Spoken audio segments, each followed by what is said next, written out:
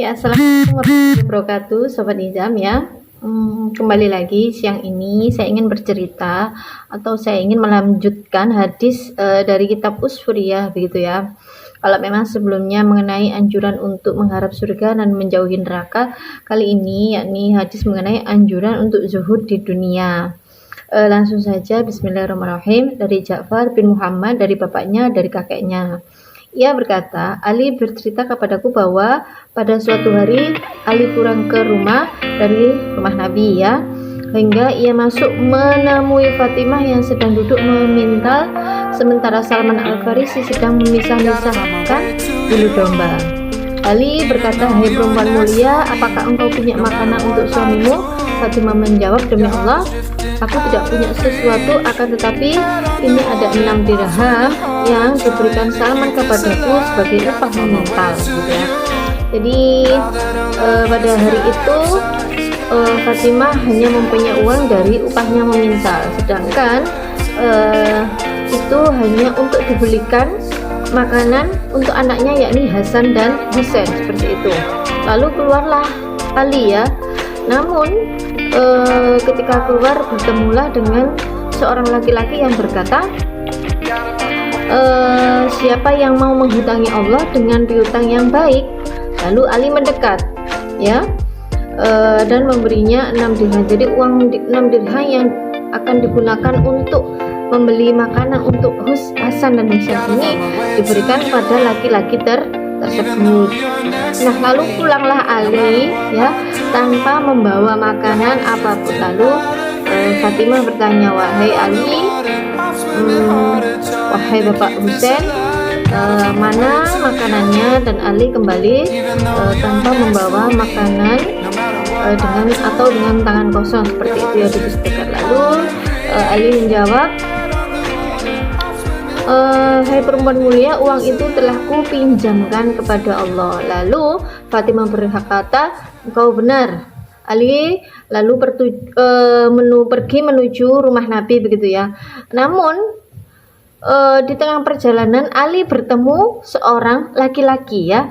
Ali bertemu seorang laki-laki yang menawarkan untanya dengan harga kalau nggak salah itu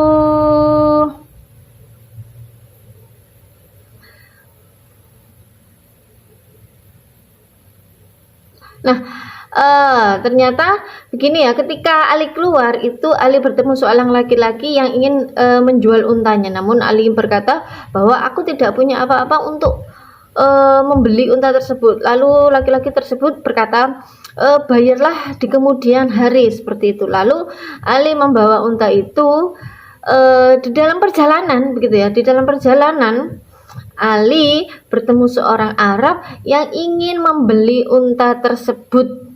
Masya Allah sekali ya. Jadi di tengah perjalanan seorang Arab ingin membeli unta tersebut dengan harga 300 dirham. Lalu Ali menyerahkan unta itu kepada orang Arab tersebut ya. Lalu kembalilah ke rumah Fatimah. Melihat kedatangan Ali, tersenyumlah Fatimah dan bertanya, "Apakah ini, hai Bapak Hasan?" Ali menjawab, "Hai putri Rasulullah, kubeli seekor unta secara tempo seharga 100 dirham dan kujual dengan 300 dirham secara kontan." Fatimah berkata, "Engkau telah mendapat taufik," gitu ya. Kemudian Ali keluar menuju Nabi. Ketika ia masuk pintu masjid Nabi, Nabi berkata dan melihatnya dengan tersenyum.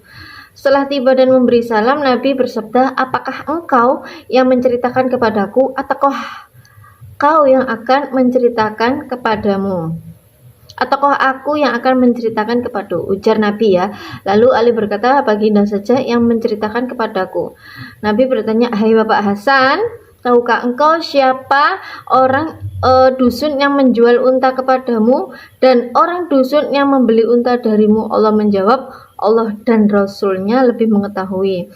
Maka Nabi berkata, "Beruntunglah engkau, hai Ali, kau berikan pinjaman kepada Allah 6 dirham ya, dan Allah memberimu 300 dirham, 1 dirham mendapat ganti 50 dirham. Ini artinya bahwa tadi yang awalnya Ali memberikan uang 6 dirham kepada laki-laki yang awal, lalu ketika perjalanan yang kedua Ali bertemu seseorang yang menjual untanya, ya, dengan pembayaran berjarak. Nah, ternyata selang beberapa waktu ada orang yang ingin membeli unta tersebut dengan harga 300 dirham, di mana Ali hanya membelinya 100 dirham. Orang dusun, ya, lalu Nabi Muhammad menjelaskan bahwa orang dusun yang pertama adalah Jibril, yang kedua adalah Israfil, ya. Kalau menurut riwayat lain dalam kitab ini, yang pertama adalah Jibril dan yang kedua adalah Mikail, seperti itu.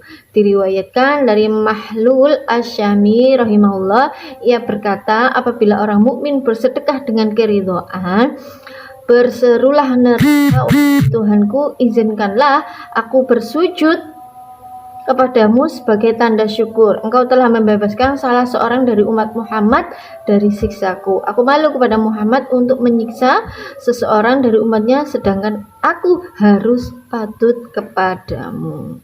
Ini sesuai ayat At-Taubah 103, yang artinya ambillah dari harta mereka sedekah untuk menyucikan dan membersihkan mereka dengannya, dan berdoalah bagi mereka, sesungguhnya doamu menimbulkan ketentraman bagi mereka dan Allah Maha mendengar lagi mengetahui.